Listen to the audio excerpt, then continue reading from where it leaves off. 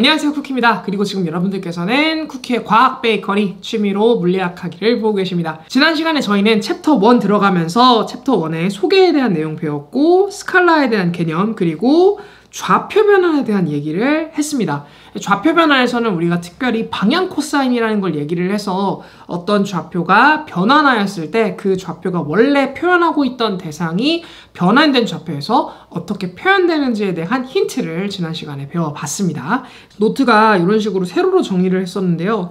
이번 시간부터는 노트를 좀 이렇게 가로로 제가 정리를 바꿨어요. 여러분들이 좀 보시기에 편하게 하려고 이렇게 가로로 좀 바꿨는데요. 편집할 때 이렇게 세로로 이렇게 노트 정리를 하다 보니까 줌이 이리 갔다 저리 갔다 이렇게 막 하는 좀 불편함이 있어서 이렇게 지금 바꿔봤습니다. 그리고 조금 단점이 이게 캡처를 하다 보니까 제가 어디를 표시하고 있는지 여러분들이 잘 모를 때가 있더라고요. 그래서 오늘부터는 좀 이렇게 레이저 포인터 기능을 활용해서 제가 뭘 설명하고자 하는 건지를 좀 명확하게 잘 보여주면 어떨까라는 생각이 들어서 그렇게 좀 진행을 해보고자 합니다. 거두절미하고 오늘 배울 내용들 함께 들어가 보도록 하죠. 오늘은 저희 회전행렬의 특성에 대해서 다룰 것입니다. 여기 지금 보시면 회전행렬의 특성이라고 돼 있어요. 그렇다고 해서 우리가 행렬 어떤 계산이라든지 행렬식이라든지 뭐 이런 행렬의 표현 뭐 이런 것들에 대해서는 다음 장에서 다룰 것이고요. 1-5라고 저희가 말씀드렸었죠, 지난 시간에. 먼저 들어가기 전에 알아야 하는 내용으로서 여기 지금 딱 첫 번째 방향 코사인의 특성이라고 하는 부분이 나오죠.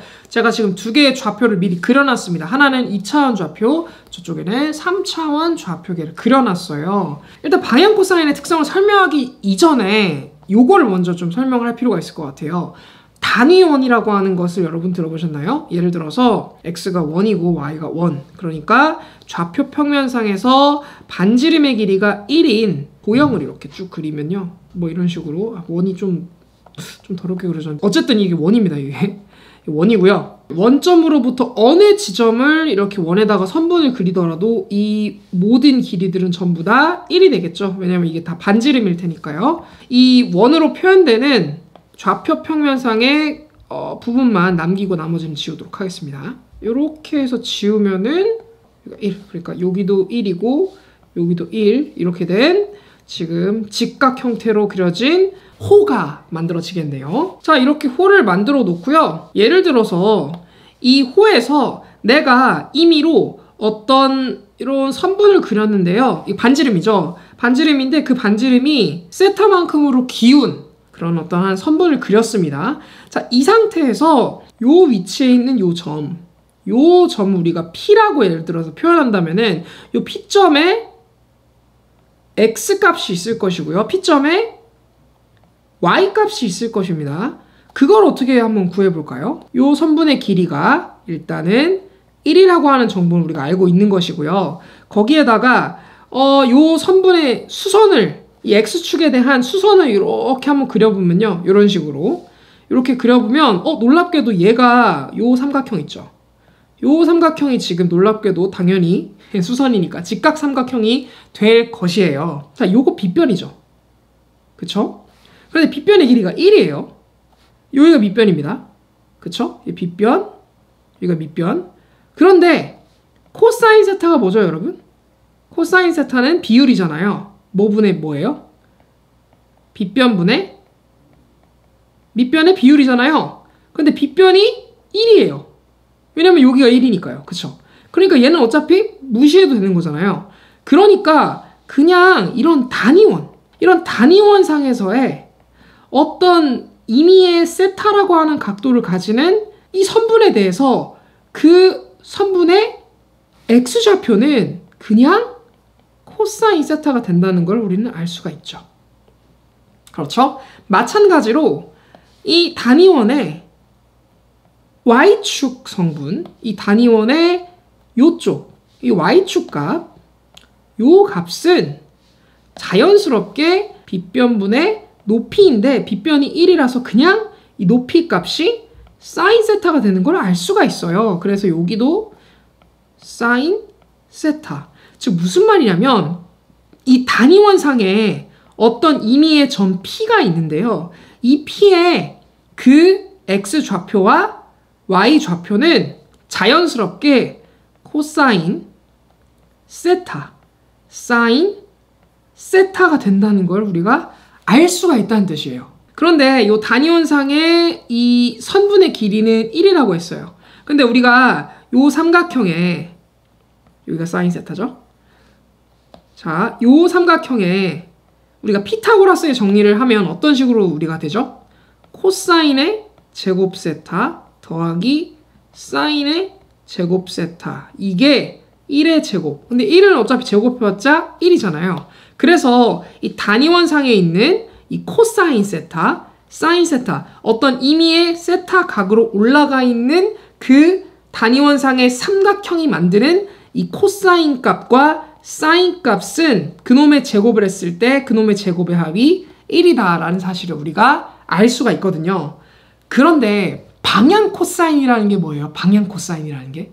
이 방향 코사인이라고 하는 거는 이거죠. 이 좌표 평면을 제가 도깨비 마냥 샥 회전을 시켜볼게요. 세타만큼으로 회전을 제가 한번 시켜보겠습니다. 샥 이렇게 해서 다 이렇게 되겠죠? x 프라임, y 프라임. 얘는 변환된 축입니다. 얼만큼 변환됐냐면 세타만큼 돌아갔어요. 자, 그런데 요 우리가 세타만큼 돌아간 요 변환된 축에 대해서 이전 시간에 좌표 변환을 할 때 람다라고 해서 우리가 방향 코사인을 설정해 준다고 했었어요. 자, 그런데 이 방향 코사인은 어떤 식으로 설정하냐면 람다에 변환된 축의 원래 축 이런 값 하나가 있고요. 또 뭐가 있냐면 람다에 변환된 축 원래 축 요게 이제 x 프라임이라고 하는 x 프라임이 지금 원래 축 x축과 y축에 대해서 얼만큼 얘가 지금 현재 변환되었는지에 대한 코사인 값, 얼만큼 변환되었는지에 대한 코사인 값인데 그 코사인이 여기는 이제 90도 마이너스 세타니까 얘는 이제 코사인 90도 마이너스 세타 되니까 사인 세타가 되겠죠. 그래서 얼만큼 이 x 프라임이라고 하는 것이 원래 축에 대해서 방향 성분이 어떻게 변했는지를 알려주는 걸 우리가 방향 코사인이다 라고 했잖아요. 그러니까 이 방향 코사인이라고 하는 것은 얘는 코사인 세타가 될 것이고요. 얘는 사인 세타가 될 것인데 재밌는 것은 우리 아까 단위원 얘기했잖아요. 단위원. 코사인 세타랑 사인 세타. 얘네들은 방향 코사인이고 그러니까 이 방향 코사인이라고 하는 애들을 제곱해서 더해주면 그건 1이다 라고 하는 이런 성질이 있다는 것입니다. 방향 코사인에 대해서는요. 방향 코사인의 특성 중에 하나, 대표적인 특성 중에 하나는 뭐냐면요. 이 방향 코사인의 성분 있죠. 방향 코사인의 각 방향 성분의 제곱의 합은 뭐다? 1이다. 이게 방향 코사인의 대표적인 특징입니다. 방향 코사인의 각 방향 성분의 제곱합은 1이 돼요.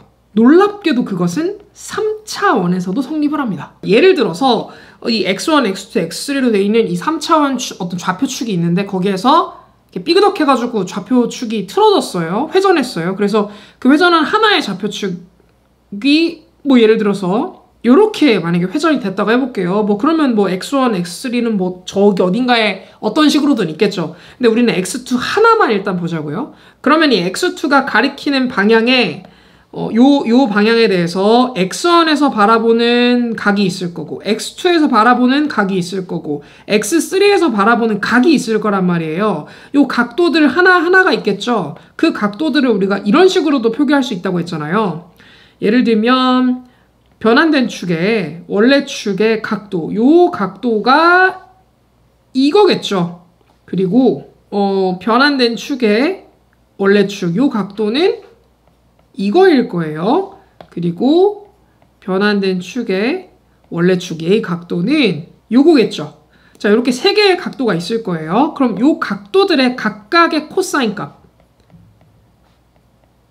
이게 무슨 말이냐면 예를 들어서 여기 지금 x2라고 하는 요 축의 방향 성분이 이렇게 있는데 요 방향 성분이 1이라고 하는 어떤 방향 성분이 있는데 그 1이라고 하는 값이 여기 x1 축에 정사형된 거, x2 축에 정사형된 거, x3 축에 정사형된 거 그것들이 의미하는 게 각각 이것들이잖아요. 그런데 어떤 방향성분이 1이라고 했을 때 그것이 3차원 공간상에서 다 모여 있으면 게 뭐가 돼요? 9가 되겠죠. 예를 들면 요렇게 9가 되겠죠. 그러면 이 9의 어떤 곳이든 이 9에서 1이라고 하는 어떤 방향이든 간에 3차원 공간에서 어떤 방향이든 간에 나타낼 수 있는 어떤 방향 코사인이 만들어질 수 있잖아요. 그 방향 코사인의 성분들이고 얘네들은 그놈들을 제곱해서 더해주면 그게 1이겠죠. 왜냐면 단위 구선상에 어떤 한 선이 정사형된 것이 그게 방향 코사인이니까요. 그러니까 방향 코사인이라고 하는 건 단위 원 또는 단위 9가 정사형된, 사실 뭐 단위 원도 단위 9 안에 포함이 돼 있는 것이죠. 그 일부분이니까요. 이것이 정사형 되었을 때 그 정사형의 값을 우리가 방향 코사인이라고 부르니까 방향 코사인의 각 성분의 제곱합은 당연히 1이 될 수밖에 없는 것입니다. 이 특성 굉장히 중요한 특성이에요. 그래서 코사인 제곱에 2',1 더하기 코사인의 제곱에 2',2 더하기 코사인의 제곱에 2',3 요게 1이다. 이렇게 우리가 얘기를 해볼 수가 있는 것이고요. 자, 얘를 우리가 어떤 식으로도 표기를 해요? 람다 변환된 축 원래축 제곱 더하기 람다 변환된 축 원래축 제곱 더하기 람다 변환된 축 원래축 제곱은 1이다. 이렇게 표현할 수도 있고요. 마찬가지로 저희 아까 2차원 평면 했던 것도 이렇게 표현할 수가 있겠죠. 람다의 변환된 축의 원래축 제곱 더하기 람다의 변환된 축의 원래축 제곱은 1이다. 이렇게. 그래서 방향 코사인의 제곱합은 1이다. 이걸 우리가 기억하면 될 것 같습니다. 방향 코사인의 제곱합은 1이다. 다시 방향 코사인의 제곱합은 1이다. 그리고 두 번째 특성은요. 이것도 좀 재밌는 특성인데요. 예를 들어서요. 이렇게 얘는 x2'이라고 해보고요. 얘는 x2의 2'이라고 해볼게요. 이런 두 개의 뭐 각각의 축들이 있겠죠. x1'도 있고 x3'도 있겠죠. 여기 요렇게 돌아간 축들이 있을 거 아니에요.